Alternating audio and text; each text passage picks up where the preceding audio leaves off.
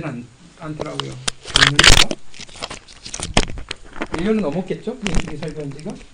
1년 됐나? 1년 안 됐나? 한 것 중에서 가장 빨리 끝나네, 그래도. 마태복음이 제일 길었던 것 같아. 3년 했나, 마태복음? 그치, 3년 했나? 그랬을 것 같은데.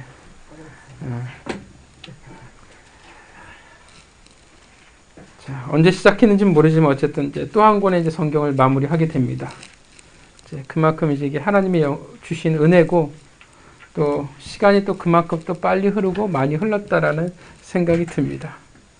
이제 고민을 해야죠. 그 다음에 이제 뭘 설교를 해야 하나. 숙제가 있습니다. 올 한 해 여러분들이 이제 민수기 말씀을 들으면서 가장 여러분들에게 중요했던 말씀이거나 가장 은혜가 됐거나 가장 기억이 남거나 하시면 그 말씀을 여러분들이 같이 나눌 수 있었으면 좋겠습니다. 뭐 송구영신 예배 나누든지 새해 첫 예배 시간에 같이 나누든지 서로 잠깐이라도 그 말씀, 어떤 말씀이 나에게 가장 큰 의미가 있었는지 같이 이야기를, 왜 그런지도 같이 이야기 좀 나눌 수 있었으면 좋겠습니다. 숙제입니다. 네. 꼭 하셔야 돼요. 네. 네. 꼭 하실 것을 믿습니다. 숙제를 대하는 학생들의 자세는 여전히 숙제와 이 시험은 나이를 떠나서 다 싫은 것 같아요. 자, 오늘 말씀은요, 우리가 민수기 26장을 읽었지만 사실 민수기 전체를 놓고 오늘 이제 마무리를 하려고 합니다. 여러분들은 민수기에서 가장 기억에 남는 말씀들이 뭐가 있으십니까? 1월 15일. 1월 15일 정월 15일 또 사건? 무슨 사건? 발락과 발람. 또 뭐가 기억에 가장 남으십니까? 많아요. 너무 모세가 못 들어가. 모세가 못 들어간 거. 모세가 못 들어간 거. 민수기 하면서 가장 제가 어려웠던, 하나는 푼 거고 하나는 못 푼 거고, 모세가 들어가지 못한 이유와 요단강 동편은 아직도 못 풀어가지고 약간 속상하긴 한데 언젠가 또 하나님께서 알려주시면 좀 풀었으면 좋겠고요. 또 뭐가 기억이 나십니까? 그 명칭. 어떤 명칭? 엄청 많았어요. 지역 이름 엄청 많았던 명칭.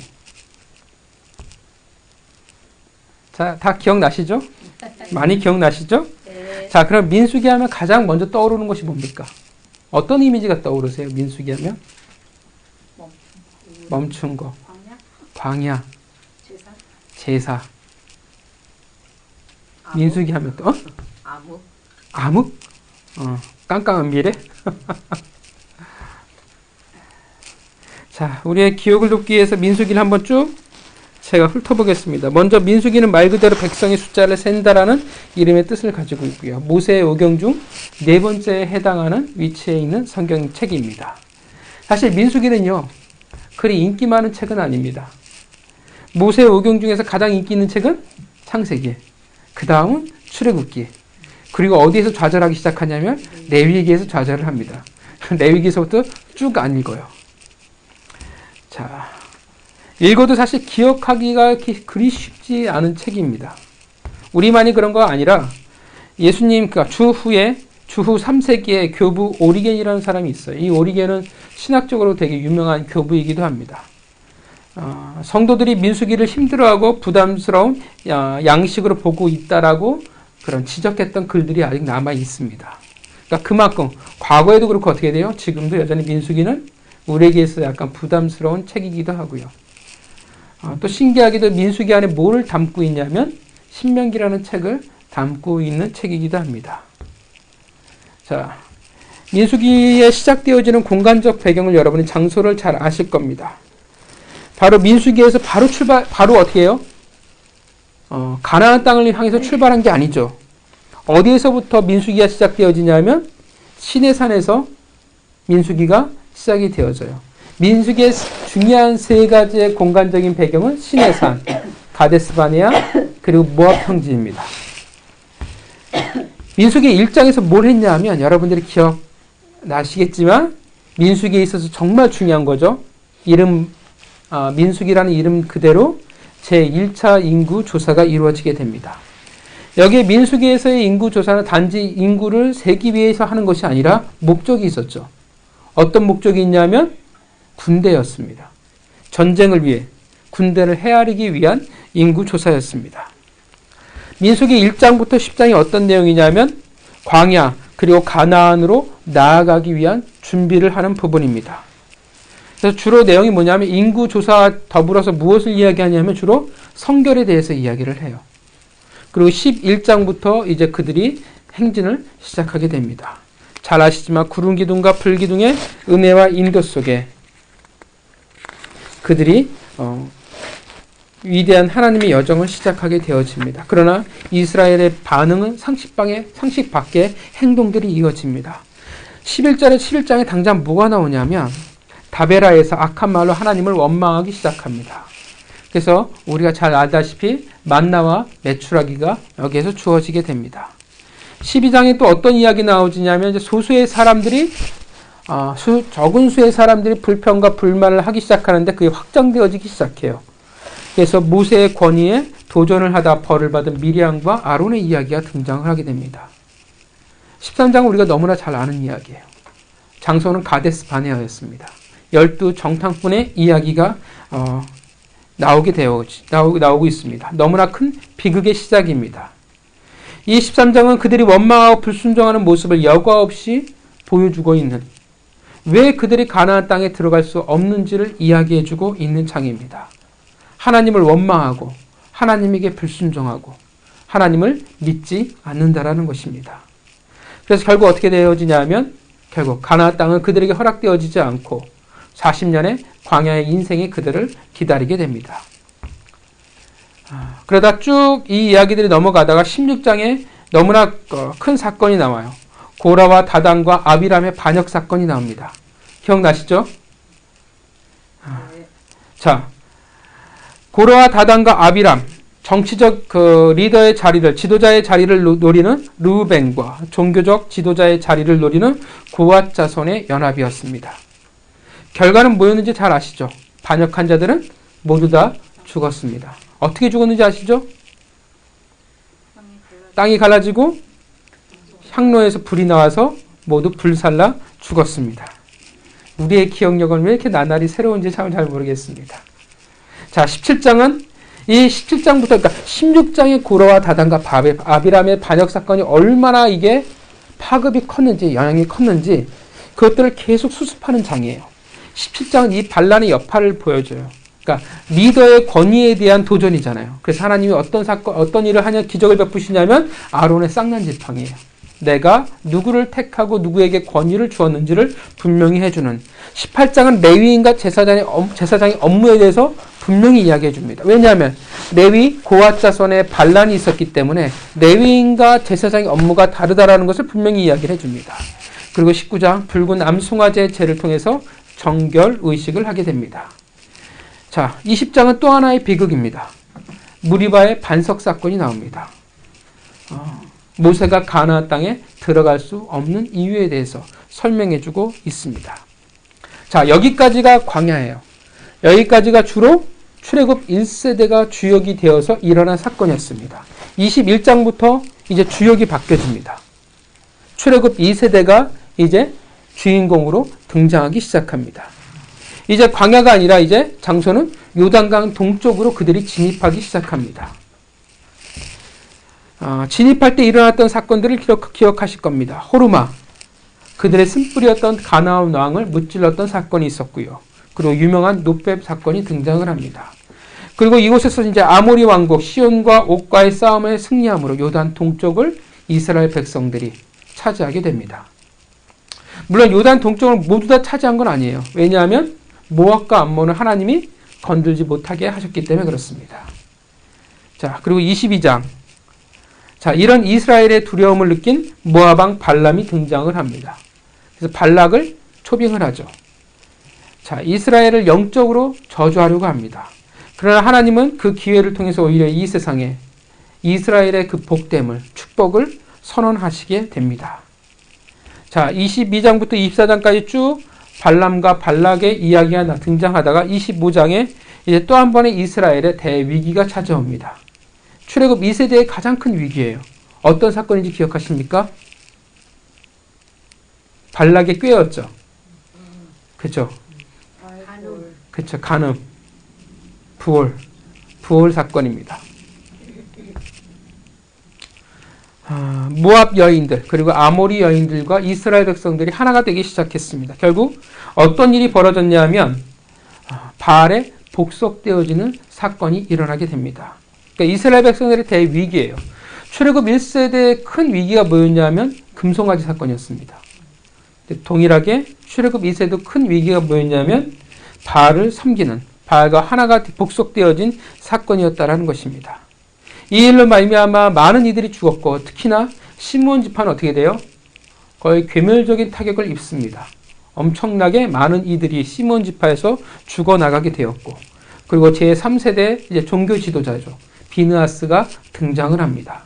그 질투하시는 하나님 재앙을 멈추게 되어집니다. 26장은 오늘 본문입니다. 드디어 두 번째 인구조사에 들어가게 됩니다.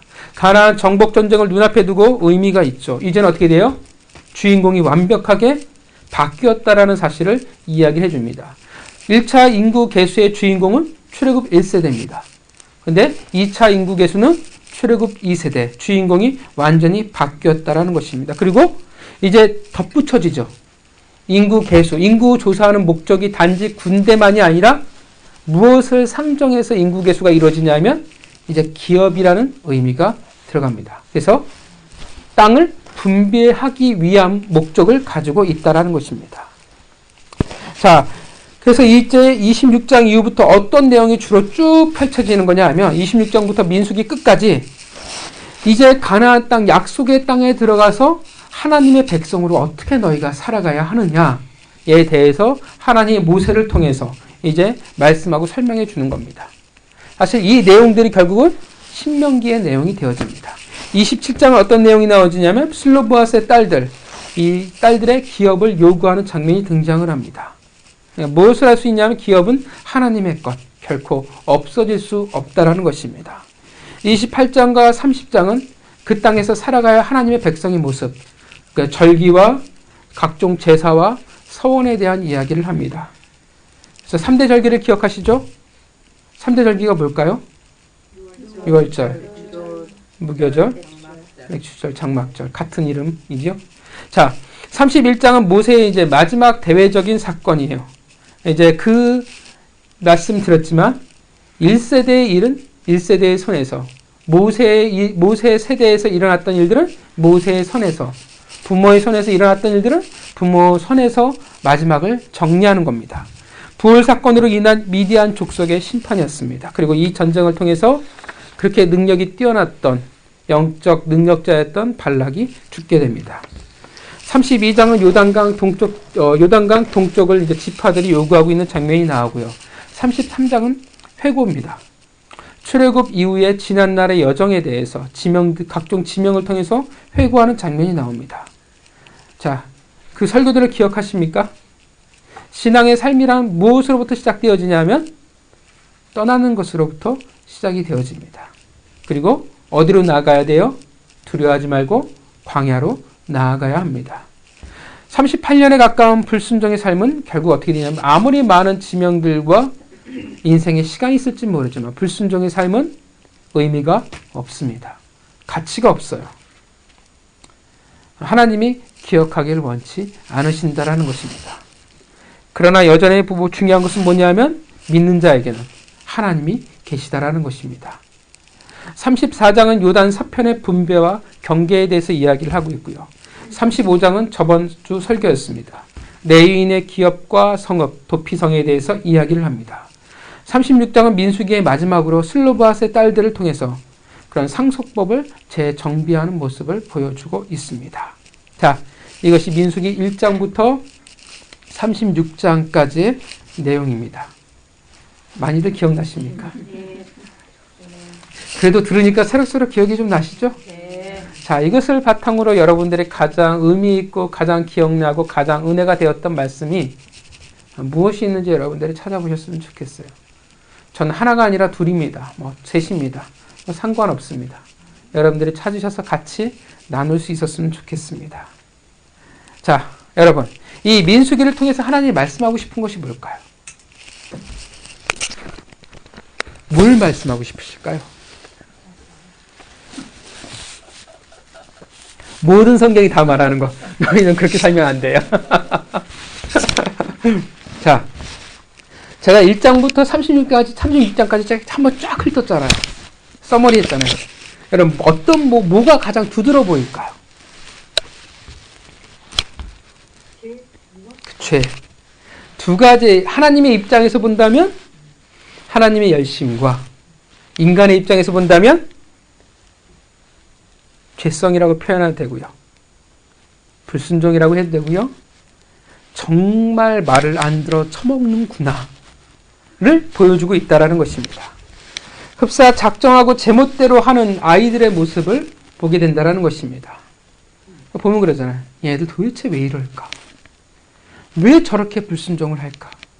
구름 기둥과 불 기둥을 보고 반석에서 물이 나오고 만나로 먹이 쉬는데도 불구하고 기적이 그들 곁에 항상 살아 숨쉬는데도 불구하고 왜 저러고 살고 있을까? 왜 바보같이 하나님의 진노를 겪고 또 겪고 또 겪고 또 겪으며 살까? 속 터지는 모습을 우리가 민수기를 통해서 보고 있다는 것입니다.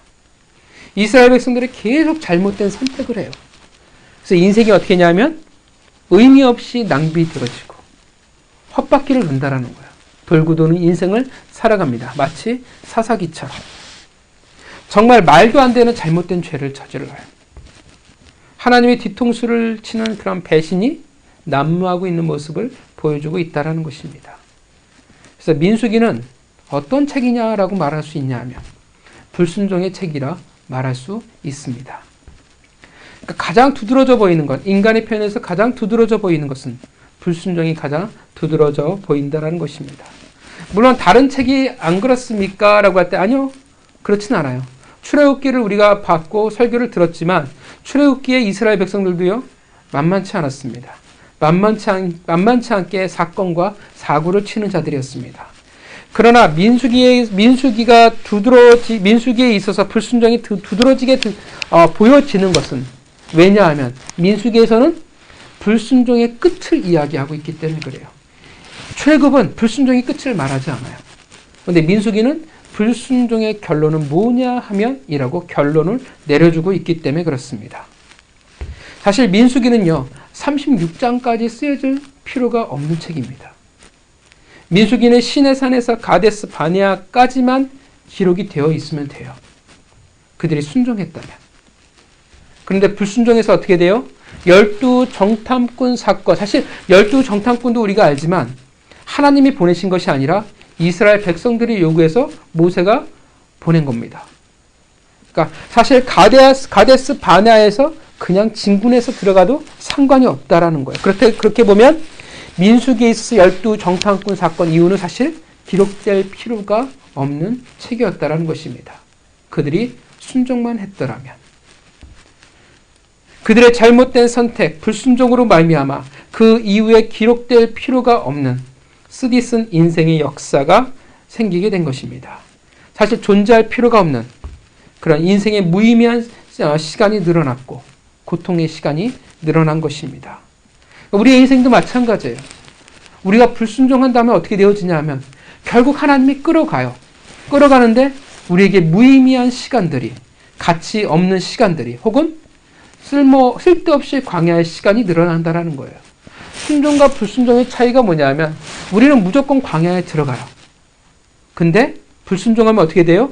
광야의 삶이 늘어날 수밖에 없다라는 거예요. 이스라엘 백성들이 순종만 했다면 광야의 삶을 2년으로 좋겠을 겁니다.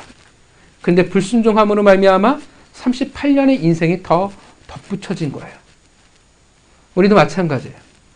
우리가 가장 하나님 앞에 잘 자라나고 하나님 앞에 성장하고 하나님의 아름다운 열매를 맺는 것은 순종할 때라는 거예요. 그런데 불순종하면 어떻게 되어져요? 무의미한 시간이 우리 가운데 늘어날 수밖에 없다라는 것입니다. 그래서 이스라엘 백성들이 자신들의 인생과 자신들의 생명을 통해서 우리에게 말해주고 있습니다.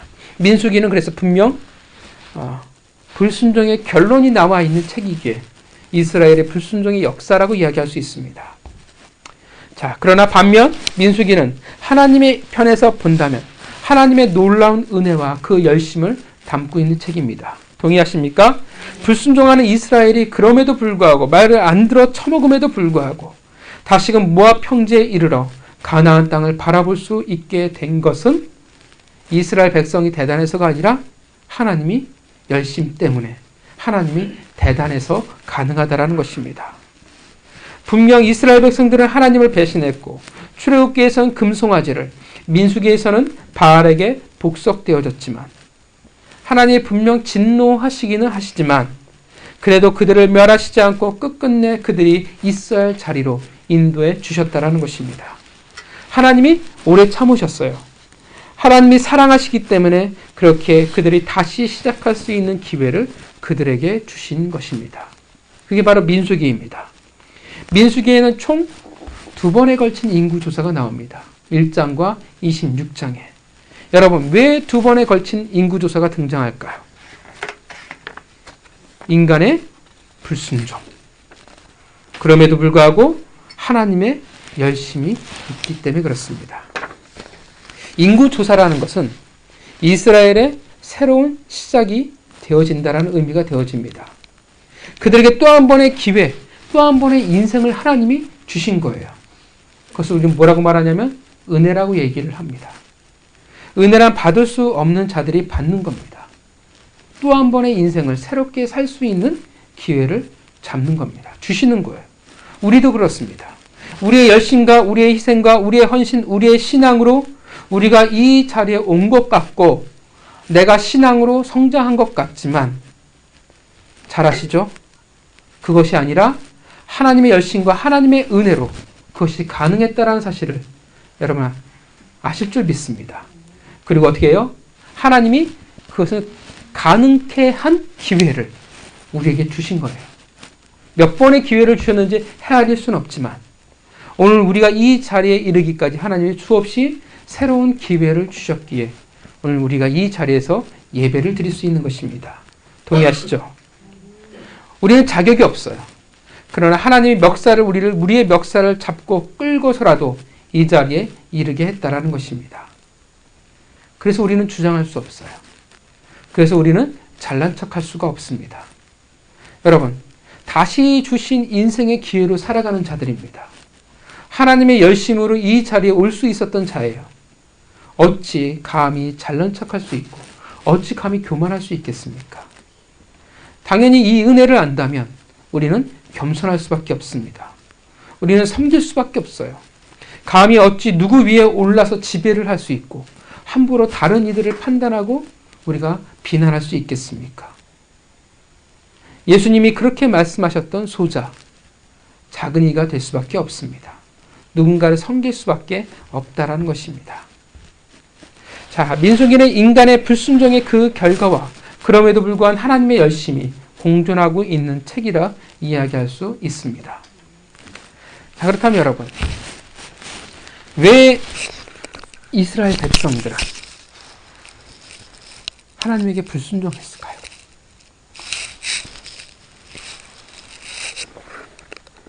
여러분, 불순종한다라는 말은 무엇을 드러내주는 거예요? 무엇을 증명해줘요?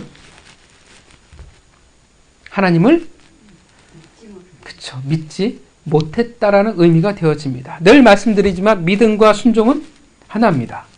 뗄래야 뗄 수 없어요. 동전의 양면이라고 말할 수 있습니다. 믿음과 순종이라고 각각 다른 말로 표현하지만 결국은 같은 의미가 되어집니다. 믿음이 좋은데 순종하지 않는다 라는 말은 성립되어지지 않습니다. 순종을 잘하는데 믿음이 나쁘다라는 말도 성립되어지지 않습니다. 물론 이제 왜곡이라는 것은 있어요. 잘못된 순종이라는 대상에 대한 이 잘못된 이해이기 때문에 잘못된 순종이라는 것이 분명 존재할 수는 있습니다. 그러나 보편적으로 믿음이 좋다는 것과 순종을 잘한다라는 것은 같은 의미를 지닌다라는 것입니다. 여러분, 믿음이 좋으십니까? 네. 좋으실 줄 믿습니다. 자, 그전에도 말씀드렸지만 믿음이라는 가치는요, 드러나지를 않아요. 왜냐하면 믿음이라는 것은 보이지 않기 때문에 그렇습니다. 믿음이라는 것은 어떤 철학적인 용어가 아니라 사실은 생활 용어예요. 누구를 신뢰한다, 누구를 믿는다라는 정말 단순한 의미를 가지고 있습니다. 어떤 특별한 관계를 맺고 있다라는 의미가 되어지는데 성경에서 하나님과 우리는 부모와 자녀라는 특별한 관계, 공동체가 되었다라는 것을 말합니다. 믿으니까 따른다라는 거예요. 그런데 믿음이라는 것은 보이지 않는 가치라는 것입니다. 관계라는 것이 보이는 것은 아니니까요. 자, 믿음이 좋다라는 것을 어떻게 알 수 있나? 그렇게 사실 우리는 알 수는 없습니다.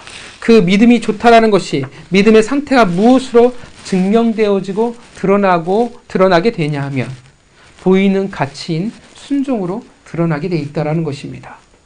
근데 성경이 뭘 말해요? 성경은요, 계속 뭘 이야기하고 있냐면 너희가 믿느냐? 그러면 순종해라 라고 성경은 계속 반복해서 이야기하고 있다라는 거예요. 믿음의 상태는 반드시 어떤 상태가 되어져야 되냐면 순종의 상태가 반드시 되어져야 하는 것입니다. 내가 정말 하나님을 신뢰해요. 정말 하나님을 믿으면 그것이 절대적인 순종으로 드러날 수밖에 없다라는 것입니다. 어느 정도로 드러나냐 하냐면 하나님을 너무나 신뢰하고 믿으니까 어느 정도냐 하면 리더를 순종할 정도로 목회자에게 순종할 정도로 된다라는 것입니다. 그러니까 사실 목회자를 신뢰하고 목사를 순종하는 건 아니에요. 하나님을 신뢰하고 하나님에게 순종하니까 하나님이 세우신 권위에 내가 순종하고 따라갈 뿐이라는 것입니다. 리더에게 순종하는 것, 누군가에게 순종한다라는 것은 인간이 가진 자존심, 인간이 가진 성향으로는 사실 쉽지 않은 내용입니다. 왜냐하면 우리 모두에게 뭐가 있냐면 자존심이라는 죄성이 우리에게 분명 존재하고 있기 때문에 그렇습니다.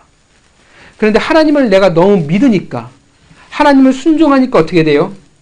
그로 인하여 순종이란 곧 자기 자신을 내려놓는다라는 것입니다. 어느 정도 순종해요? 누군가에게 머리를 숙일 만큼 내가 하나님에게 순종하고 하나님을 신뢰하고 있다라는 것입니다. 그래서 목회자에게 순종하고 목사를 신뢰하는 것은 매우 중요합니다. 사실 쉽지 않은 내용입니다. 왜냐하면 인간을 신뢰하고 순종한다라는 것은 결코 쉽지 않기 때문에 그래요. 왜냐하면 목회자도 인간이기 때문에 그렇습니다. 그리 신뢰할 만한 존재가 아니기 때문에 그래요. 그래서 교회를 선택할 때 정말 잘 선택해야 돼요. 내 리더를 선택할 때 정말 잘 선택해야 돼요. 물론 그럼에도 불구하고 아님에도 불구하고 하나님이 너 여기서 남아서 순종해라고 하면 할 말은 없지만 우리는 교회를 그렇게 굉장히 많은 기도와 고민 속에서 결정을 해야 합니다. 정말 그 확신이 있어야 돼요. 하나님이 나에게 주신 교회, 나에게 주신 리더인 건가? 라는 고민이 우리에게 있어야 됩니다. 물론 이거는 신앙에 연차가 있는 사람이 가능한 것이겠죠. 신앙이 아예 처음 시작하는 사람들은 복골복일 수도 있겠지만 물론 하나님의 선하신 인도하심이 있겠지만 하나님을 안다면 우리 이런 고민들과 기도가 분명히 있어야 한다는 것입니다. 하나님을 너무 신뢰해요.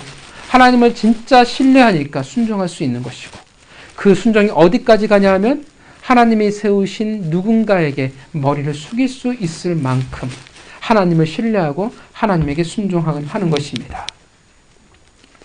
자, 그런데 이스라엘 백성들은 그러지 못했습니다. 이스라엘 백성들은 하나님을 신뢰하지 않았습니다. 이스라엘들은 그래서 불순종했어요. 여러분, 이스라엘 백성들이 민수기에서 계속 원망과 반역을 할 때 누구에게 향해서 반역하고 있는지 아십니까? 하나님에게 직접적으로 반항하고 불평과 원망하기보다는 항상 모세였어요. 모세를 향하고 있다라는 것입니다. 그래서 하나님이 그렇게나 하나님의 사람을 통해서 순종을 가르치시고 훈련을 시키시는 것입니다. 못난 부모를 통해서 못난 목회자를 통해서 하나님은 공동체를 만들어 가시고 그 안에 하나님의 주권을 가르쳐 가고 계신다라는 것입니다. 믿음과 순종을 배우게 하신다라는 것입니다. 이스라엘 백성에게는 그것이 없었습니다. 그들은 하나님을 믿지 않았습니다. 하나님을 신뢰하지 않았어요. 그들이 열정이 없었어요? 그들이 헌신이 없었나요? 아니요, 있었어요. 그들이 애굽에서 가져오나온 어떻게 돼요? 수많은 보화들을 하나님에게 아낌없이 드렸습니다. 차고 넘칠 정도로 드렸어요. 그들이 순종했어요. 그러나 결국 그것은 무엇을 증명했냐면 그것이 진짜가 아니었다라는 것을 스스로 증명해버리고 말았다라는 것입니다. 결국 그들은 하나님을 믿지 않았어요. 결국 하나님을 신뢰하지 않았어요. 아무리 구름 기둥과 불 기둥으로 그들을 인도하셔도, 함께 하셔도 선한 부모와 자녀의 관계를 맺어 나가기를 이스라엘 백성들은 원치 않았어요. 그래서 그들은 불순종했습니다. 그들이 꿈꾸는 것은 하나님이 다스린 나라가 아니었어요. 그들이 꿈꾸는 가나안은 하나님이 다스리는 그 하나님의 왕국이 아니라 편하게 먹고 마시는 것을 해결할 수 있는 그 땅을 그들은 원했다라는 것입니다. 그래서 10명의 정탐꾼의 말을 듣고 들어가기를 거부했어요. 왜냐하면 그들이 꿈꿔왔던 그 땅과 다르다라는 현실이 그들을 좌절하게 했습니다. 왜 지금까지 모세를 따라 하나님의 구름 기둥과 불 기둥을 따라 가나안 땅 가데스 바네아까지 이르렀냐 하면 가나안 땅에 들어갈 욕심밖에 없었다라는 거예요. 내가 원하는 땅, 내가 바라는 소원을 이룰 수 있는 내 소원을 이루기 위해서 어떻게 돼요? 따라왔을 뿐이에요. 오늘날 그것이 기복주의죠. 복을 받기 위해서 신앙생활하는 것. 하나님이 아니라, 하나님이라는 복이 아니라 내가 이 땅에서 얼마만큼 먹고 잘 사느냐가 그 복을 얻기 위해서 믿는 신앙. 이스라엘 백성들이 그랬어요. 근데 현실은 어때요? 가나안 땅은 아낙 자손의 후예들이 있잖아요. 골리앗과 똑같은 자들이. 그리고 높고 높은 견고한 성읍들이 있다라는 것입니다. 그들이 꿈꿔왔던 복과 너무나 달랐어요. 그래서 그들이 좌절했습니다. 왜냐하면 그들은 사실 하나님을 믿는 것이 아니라 그들의 꿈, 그들의 바램을 위해서 모세를 쫓아왔기 때문에 그렇습니다. 10명의 정탐꾼의 말을 듣고 그래서 거부했고 바알을 섬겼고 시시때때로 하나님에게 반역을 했습니다. 여러분, 왜 그랬을까요? 왜 이스라엘 백성들이 그렇게나 믿음이 없었을까요? 왜 그렇게 불순종을 했을까요? 왜 그랬을까요? 원인이 뭘까요? 좀 전에도 얘기했지만 뭘까요? 무엇을 통해 알 수 있어요? 그들의 불평과 원망의 내용이 어디에 있느냐? 들으면 알아요. 왜냐하면 그것이 그들의 삶의 가치이기 때문에 그렇습니다. 여러분은 어떤 내용으로 하나님에게 불평하고 원망하고 계십니까? 어떤 가치를 가지고 계십니까? 여러분, 왜 그들이 하나님에게 불순종하고 원망하고 불평했습니까? 왜 믿음이 없었고, 왜 믿음이 자라나지 않았고, 왜 하나님에게 불순종했을까요? 왜 그렇습니까? 잘 아시잖아요. 그들의 불평과 원망의 내용이 뭐였습니까? 그쵸, 먹고 사는 거였어요. 인생에 있어서 보면 어떻게 보면 가장 중요해 보이는 현실이었습니다. 당장 보이는 것. 다른 말로 하면 이 세상의 가치가 그들의 전부였기 때문에 그렇습니다. 그들이 주장했던 것을 본다고 하면 인간적으로 보면 어떻게 돼요? 틀렸을까요? 아니요, 틀리지 않았어요. 타당한 이 세상에서의 삶이었어요. 하나님이 어떻게 돼요? 미리 반석에 물을 주시지 않았어요. 미리 만나를 주시지 않았어요. 어떻게 보면 한계에 이르기까지 냅두셨어요. 왜냐하면 그러면 드러날 테니까. 원망으로 구하지 않아도 되잖아요. 그죠? 기도하는데 꼭 불평하고 원망해야 될까요? 구할 때? 다른 방법이 있을 수도 있잖아요. 더 신뢰하는 기도가 있을 수 있잖아요. 바람이 있고 간구가 있을 수 있잖아요. 근데 이스라엘 백성들은 원망과 불평함으로 하나님에게 구했다라는 것입니다. 왜냐하면 먹고 사는 것이 이 세상의 전부이기 때문에 그렇습니다. 이 세상의 가치가 이스라엘 백성들의 전부였기 때문에 그렇습니다. 타당해 보이는 이 세상에서의 삶을 살아가는 자들이 바로 출애굽 1세대였기 때문에 그렇습니다. 그들은 결국 무엇을 말해주냐 하면 하나님보다도, 하나님을 모르는 게 아니에요. 그런데 하나님보다도 뭐가 더 우선이 되었냐 하면 이 세상이 더 우선이 되어졌고 하나님보다도 세상이 더 가까운 자들이기 때문에 그렇습니다. 여러분, 홍해를 건넜으면 어떻게 돼요? 광야를 거쳐 가나안으로 가야 돼요. 근데 그들은 어떤 자들이었냐면 홍해를 건넜지만 여전히 애굽 가까이에 살아가기를 바라는 자들이었습니다. 어떻게 하면 애굽 가까이에 머물며 살아갈까를 고민하는 자들이라는 것입니다. 그래서 애굽의 삶으로 그들의 삶을 평가하고 비교하려고 합니다. 눈을 들어 하늘을 바라보는 것이 아니라 끝끝내 이 땅에서의 내 삶을 바라보며 살아가는 자들이었습니다. 인간은요, 보고 듣는 것에 참 약한 존재입니다. 다른 말로 하면요, 인간은 현상이라는 것에 굉장히 약한 존재예요. 우리는 믿음이라는 것, 신뢰라는 것, 그 반대의 개념이 우리에겐 훨씬 더 익숙한 자라는 거예요. 왜냐하면 믿음, 신뢰라는 것은 보여지지 않는 현상이기 때문에 그렇습니다. 보여지는 것을 원해요.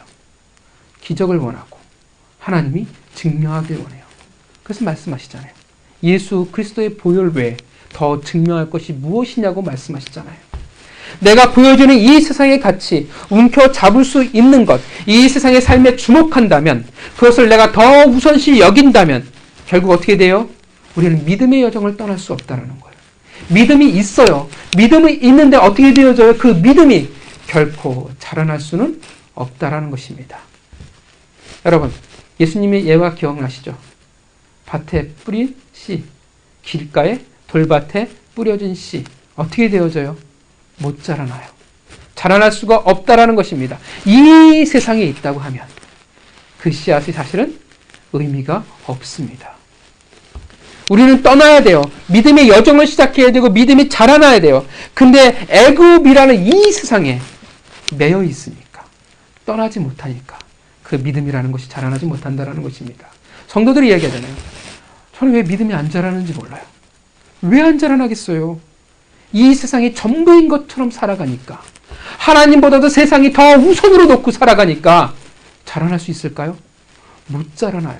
아무리 예배에 할렐루야 거리고 눈물을 흘리고 손을 들고 박수친다 할지라도 결국 내 삶이 애굽을 떠나서 하나님에게로 나아가지 않는다면, 하나님을 더 우선시 여기지 않는다면 믿음은 자라날 수 없다라는 것입니다. 잠깐 믿음이 있는 것처럼 보일지는 모르지만 돌밭에 뿌린, 길가에 뿌린 씨앗처럼 곧 사그러들 수밖에 없는 것입니다. 세상의 염려와 세상의 것들로 잠들 수밖에 없는 겁니다. 믿음이 자라나려면 하나님이 더 우선이 되어야 된다는 거예요. 왜 이스라엘이 믿음을 가지지 못하고 불순종하게 되었습니까? 왜냐하면 이스라엘 백성들 출애굽 1세대는 이 세상에서의 삶이 그들의 전부였기 때문에 그렇습니다. 그 가나안마저도 그들은 그들의 그들이 꿈꾸는 세상으로 만들어버리고 말았기 때문에 그렇습니다. 먹고 사는 것, 타당해 보이는 것, 애굽에서의 누렸던 그 삶이 무엇보다도 더 중요하다라는 거예요. 애굽에서 누렸던 이 삶이 그대로 이 교회 안에서도, 하나님의 안에서도 이루어지기를 꿈꾼다라는 것입니다. 타당해 보이는 이 세상의 근거와 현상이 더 중요합니다. 그 결과가 무엇이라고 얘기해요? 민수기가 실패라는 거예요. 단지 실패가 아니라 죽음이라는 것입니다. 여러분, 오늘날 기독교가 왜 이렇게 되었을까요? 이 세상이 바뀌려고 하잖아요. 지금 난리잖아요. 근데 기독교는 안 바뀌려고 그래요. 여전히 인터넷에 올라오는 글들을 보면, 어제는 보니까 미스바 총회라는 무슨 구국 기독교 단체가 있더라고요. 정말 너무 속상하고 열받는다라는, 꼭 이단에게 그렇게 지배를 받았던 사람들을 그렇게 지지하고 그들이 그렇게 기도할 필요가 있는 건가? 라는 생각이 듭니다. 왜 기독교가 이렇게 되었어요? 오늘날 수없이 믿음을 이야기하는데 오늘날 우리 기독교 안에서 순종이라는 이 가치가 쇠락해져 간 이유가 무엇일까요? 왜 그래요? 같아요. 이 세상의 논리가, 이 세상의 방식이, 삶이, 바알이 기독교 안에 들어와 있기 때문에 그렇습니다. 이 세상에서의 삶이 그리스도라는 이 공동체 안에 너무나 중요해져 버리고 말았습니다. 목사도 성도도 한결같이 어떻게 생각하고 있냐 하면, 이 세상에서 어떻게 하면 내가 더 잘 살아갈 수 있을까? 그것이 전부가 되어버리고 말았습니다. 복이 신앙의 가장 중요한 목적이 되어버리고 말았습니다. 말은 믿음에 대해서 엄청나게 말하는데 결국 보이지 않는 그 믿음에 대해서는 별로 중요시 여기지 않습니다. 진짜 믿는다면 내가 이 세상에서 그렇게 살아가야 되는데, 믿는다면 삶의 우선순위가 바뀌어야 되는데, 여전히 이 땅 가운데 부어치는 그 현상이 더 중요할 뿐이라는 거예요. 내 손에 보여질 수 있는 그 움켜잡는 것이 더 중요할 뿐이라는 것입니다. 보이지 않는 하나님의 나라가 어찌 중요할 수 있겠습니까? 보여지는 이 세상과 가치가 더 중요할 뿐이지. 그래서 수많은 하나님의 백성들이 동일하게 말합니다. 먹고 사는 타당한 문제가 신앙의 목적과 전부가 되어져 버립니다. 왜 기도하는지, 왜 예배를 드려야 되는지, 왜 하나님에게 헌신을 하는지 그 목적을, 본질을 잃어버리고 만다라는 것입니다. 그래서 자신의 시간을 포기하지 않습니다. 자신의 것을 포기하지 않습니다. 자신의 것을 내어놓지 않습니다. 자신의 인생을 하나님에게 더 이상 맡기려 하지 않습니다. 저번 주 설교한 거 기억하십니까? 레위인과 다른 지파들과의 참 묘한 연합이죠. 보이지 않는 가치, 그 거룩이라는 것을 믿는다면 이스라엘 지파들은 레위 지파를 섬기고 도울 겁니다. 그러나 그 보이지 않는 가치를 그들이 믿지 않는다면 그들은 레위 지파를 더 이상 섬기지 않을 것입니다. 언제요? 그들이 세상 논리에 복속되어졌을 때, 그들이 바알을 받아들였을 때입니다. 그래서 수많은 하나님의 백성들이 내 하나님이 내놓으라고 하면 억울하다고 이야기합니다. 하나님, 왜 내 인생의 시간을 내가 여기에 낭비해야 됩니까? 하나님, 왜 물질과 내 노력과 재능, 하나님, 이 세상 너무 힘들잖아요. 하나님, 제가 바쁜 거 아시죠? 저에게도 쉴 시간이 필요한데 왜 저에게 그 쉴 시간마저도 내놓으라고 말씀을 하십니까? 하나님, 저 내일 출근해야 되는데요. 저에게도 시간이 필요한데요. 하나님, 왜 이것마저도 내어놓으라 말씀을 하십니까? 예수님은 모이기에 힘쓰라 말씀을 하셨는데 더 이상 모이기를 원치 않는 세대가 되어버리고 말았습니다. 정 내놔야 한다면, 정 드려야 한다면 그에 합당한 보상을 원합니다. 그의 생활을 열심히 한 보상을 원하고, 내가 기도에 한 기도의 보상을 원하고, 내가 한 봉사의 그 대가를, 보상을 원한다라는 것입니다.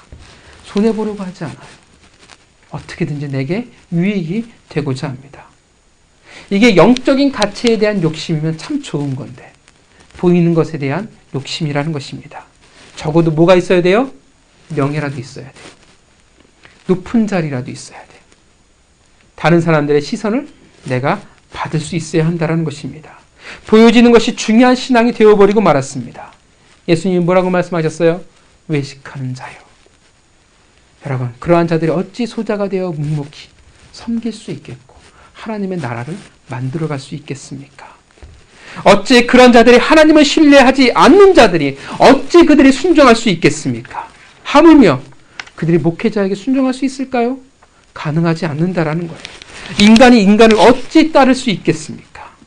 안 그래도 순종이라는 가치가 얼마나 힘든지 아는데, 먹고 사는 이 세상의 가치가 전부인 그리스도인들, 하나님 압니다.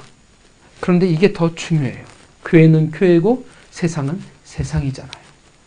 하나님, 지금은 바쁩니다. 나중에 할게요. 나중에 잘하고 나중에 시간이 되면 실력을 키울게요. 무엇을 보여주고 무엇을 말해줘요?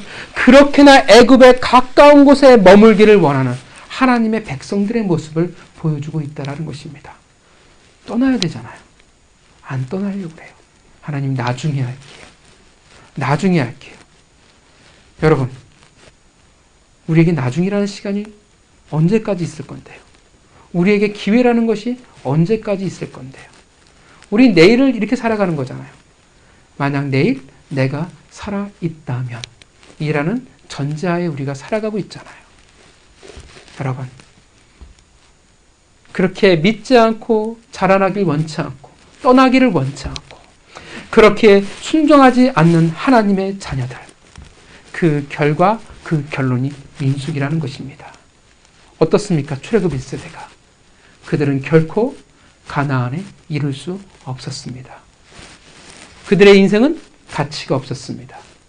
그들의 인생의 결론은 구원은 받았지만 의미 없는 죽음이 되어버리고 말았습니다. 기억하시죠? 민수기 33장, 출애굽부터 모압에 이르기까지의 회상이었습니다. 대부분 광야에서의 삶이었습니다. 40년 중 38년이 가데스 바네아에서 쫓겨난 이후의 삶이었습니다. 그런데 그 지명이 매우 단촐했던 것을 여러분들이 기억하실 겁니다. 사실 38년 동안 더 많은 지명이 있었을 텐데 그 지명이 다 기록되어지지 않았다라고 봅니다. 회상하지 않았어요. 누가 회상하지 않았어요? 모세가요? 아니요. 하나님이 회상하지 않습니다. 왜냐하면 불순종했던 그들의 삶, 하나님이 기억하길 원치 않으십니다. 기억할 아무 가치가 없는 인생들이었다라는 것입니다. 분명 이 세상에서는 성공할 수 있어요. 여러분, 교회 열심히 나오는 것보다 교회 열심히 안 나오는 게 어떻게 돼요? 더 잘 살 수 있어요. 더 돈을 잘 벌 수 있는 가능성이 있습니다. 아이들이 고3이 되어서요. 교회 열심히 나오기보다는 학원에 열심히 다니는 것이 훨씬 더 좋은 대학에 갈 가능성이 있습니다. 그래서 이 세상에 성공할 수 있고 가치 있는 삶이라고 칭찬받고 있고 사람들이 우러러 볼지 모르지만 내 인생에 정말 보람이 있었어라고 말할 줄 모르고 자랑할지는 모르지만 그러나 민수기에 결국 출애굽 1세대처럼 살아갔다면 여러분 하나님은 그 인생의 가치를 두시지 않습니다. 하나님은 뭐라고 보세요? 아무 의미 없는 낭비라고 볼 뿐이라는 것입니다.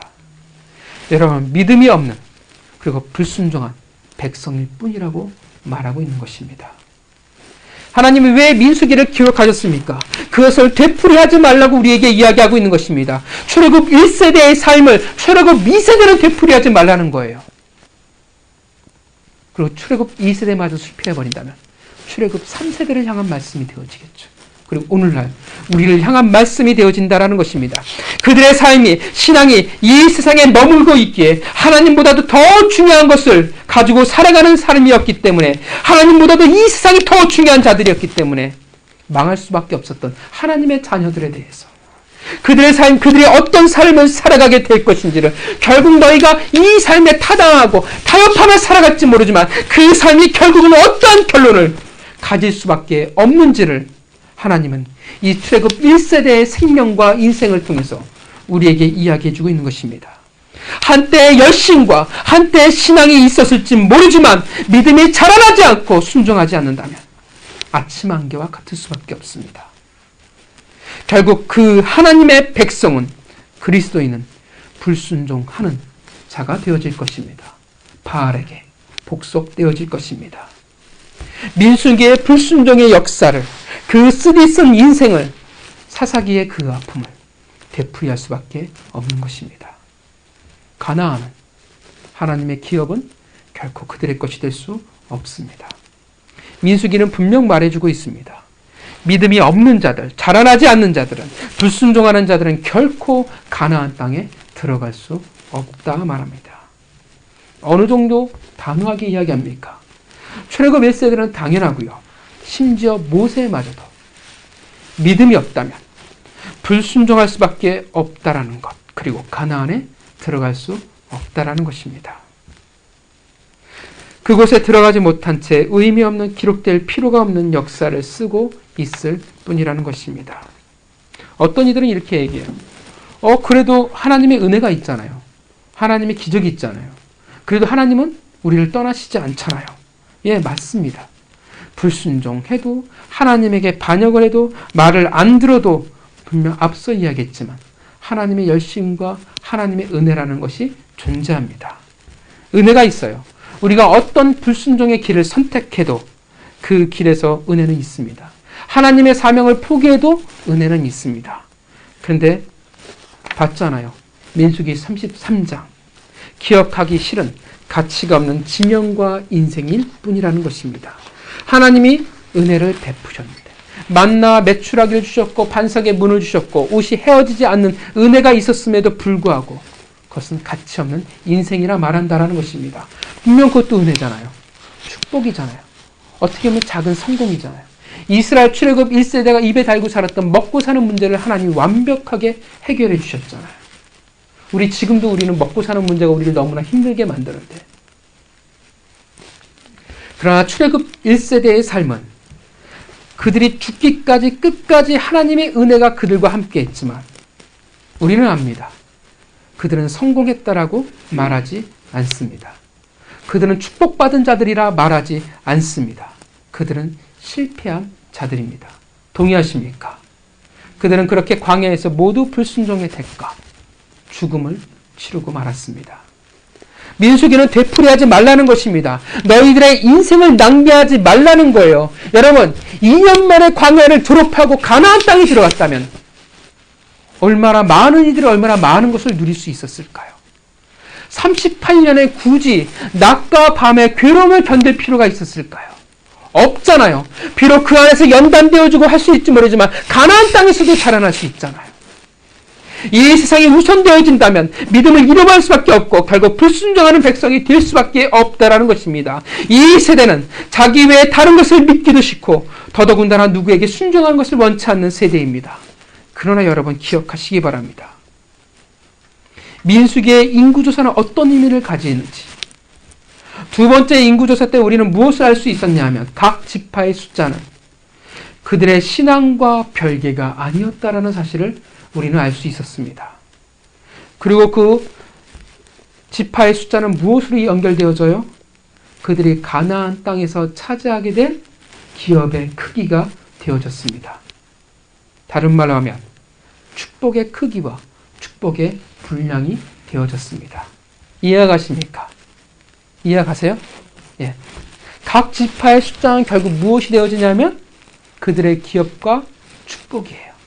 다른 말로 하면 우리의 믿음에 따른 그 순종의 삶이 무엇이 되어지냐 하면 우리 각자의 기업의 크기와 축복의 분량이 되어진다라는 것입니다. 여러분 복 받길 원하십니까? 전 여러분들이 복 받길 원해요. 하나님이 많은 것들을 여러분들이 쏟아 부어주셨으면 좋겠어요. 11조 한 1,000만 원씩 하면 참 좋잖아요. 저도 좋고 여러분도 좋고 얼마나 좋겠습니까? 여러분들이 많은 복을 받았으면 좋겠습니다. 또 많은 이들이 복을 받기를 사모합니다. 여러분, 어떻게 해야 복을 받아요? 하나님을 장성한 믿음의 분량으로 자라나십시오. 그리고 순종하십시오. 그것이 여러분의 축복의 분량이 되어질 것입니다. 여러분, 하나님은 결국 그 각 지파가 그들의 축복의 크기와 분량이 되어진다라는 사실을 그 안에서 가장 크게 이야기하고 싶은 것은 하나님은 우리의 믿음과 순종, 그렇게 살아갈 인생을 결코 헛되이 만드시지 않는다라는 거예요. 어떻게 해요? 축복이라는 하나님의 그 놀라운 가치로 더 빛나게 만들어 주신다라는 것입니다. 단지 돈을 많이 벌고 이 땅 가운데 건강하고 복받고 이것을 하나님이 부각시키고 말하는 것이 아니라 내게 충성하고 나를 따르면 내가 너에게 땅을 떼어줄 거야 이런 의미가 아니라 그들이 살아간 하나님을 믿고 순종했던 삶을 내가 결코 낭비하지 아니하고 가치없게 만들지 않겠다라는 거예요. 그게 축복이에요. 그 축복으로 만들어 주신다라는 것입니다. 민수기의 인구 조사는 다시 주시는 하나님의 은혜요 기회이지만 다른 의미로는 그들의 신앙의 가치를 하나님이 평가하고 재고 있다라는 것입니다. 사랑하는 성도 여러분, 여러분들은 민수기를 통해서 무엇을 보고 계십니까? 여러분들은 어떤 인생을 살아가고 계십니까? 여러분, 무엇을 믿으며 살아가고 계십니까? 여러분, 순종하며 살아가고 계십니까? 순종하십니까? 믿음은 순종으로 드러납니다. 여러분들은 지금 어떤 믿음의 상태를 가지고 계십니까? 여러분의 신앙은 진짜 안녕하십니까? 여러분들의 신앙의 가치는 어떠한 가치를 가지고 계십니까? 여러분, 여러분의 믿음과 순종을 계수해 보신 적이 있으십니까? 헤아려 보신 적이 있으십니까? 로마서 10장 17절 믿음은 들음에서 난다라고 말합니다. 믿음은 말씀에서 시작해야 합니다. 물론 초신자일 땐 너무나 막연해서 누군가의 좋은 신앙의 이야기를 통해서 시작할 수밖에 없습니다. 악이니까. 그러나 계속 그러는 건 정상이 아니에요. 말씀을 마주하고 말씀을 들어야 합니다. 믿음은 올바른 지식에서 시작되어지는 것입니다. 알미 있어야 돼요. 알아야 돼요. 왜냐하면 믿음이란 막연한 것이 아니라 분명한 대상의 인식이 시작되었을 때 믿음이라는 것이 시작되어지기 때문에 그렇습니다. 올바른 인식이 있어야 올바른 믿음이 있습니다. 그래야 올바른 순종을 할 수 있습니다. 그리고 어떻게 돼요?